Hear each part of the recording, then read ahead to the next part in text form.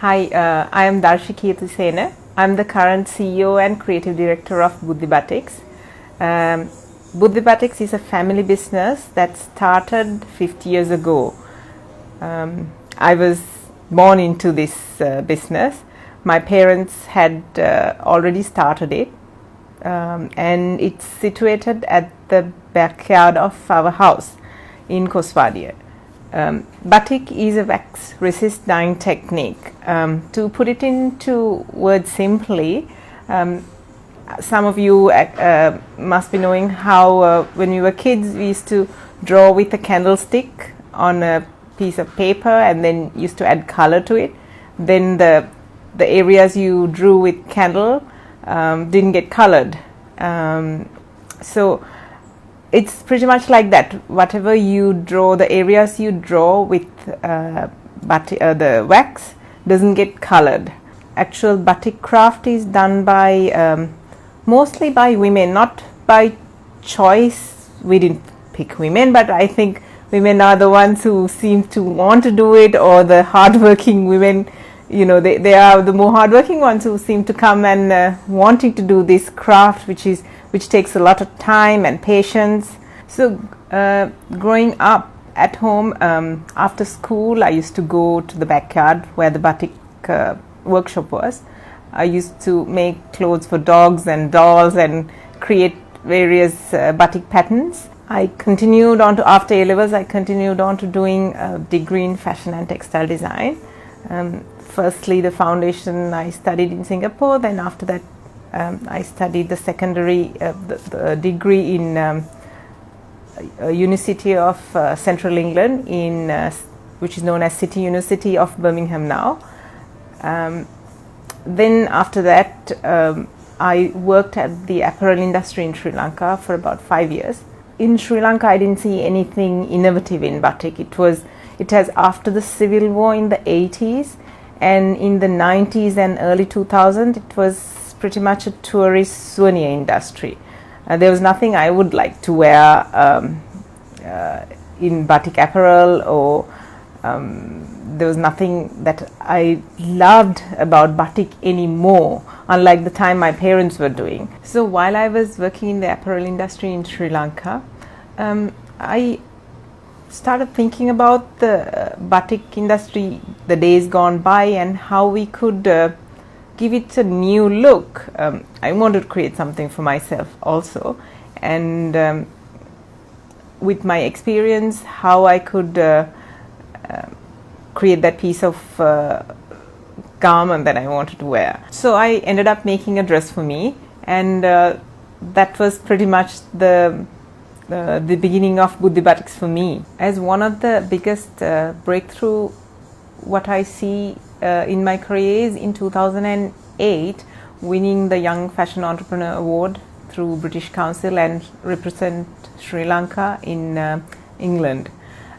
This gave the craft I was doing a more economic sense. People started looking up to what we were working on. And I was also able to make various collaborations with apparel manufacturers to various artisans.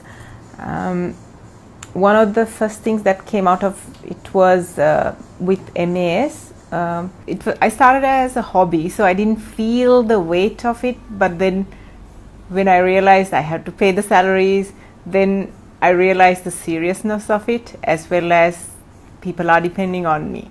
So then the challenges started, because I had to earn the money to pay the salaries, and then batik was just not considered as a business that made economic sense at that time.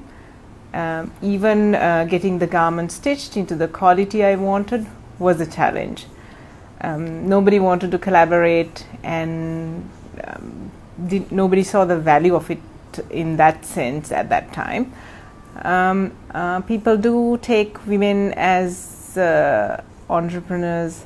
People do take them seriously as well, including the banks. I mean, statistically, women are known to pay back loans rather than men. So there are things like that. I think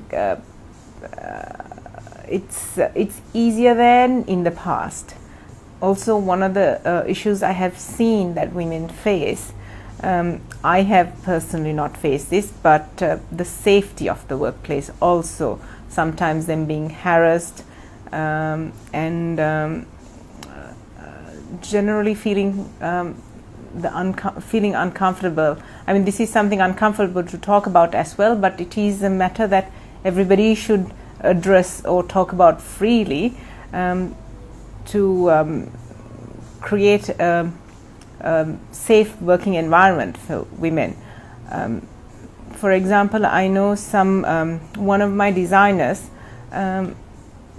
who used to come by bus used to say she used to get harassed all the time. So then, when she goes home and tells her parents, then they're like, okay, don't bother going to work, stay at home. So this is one of the biggest issues that women face, I think. Another issue I see is at home, sharing the workload, especially if you're married and you have kids.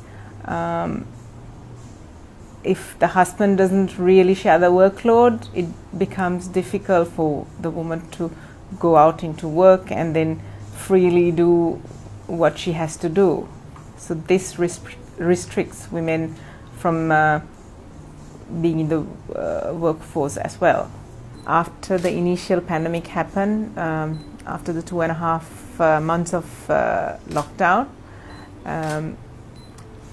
I went to the workshop being quite down and sad, actually, because as with everybody, I think it was somewhat uncertain times and I didn't know how we would carry on. I just had that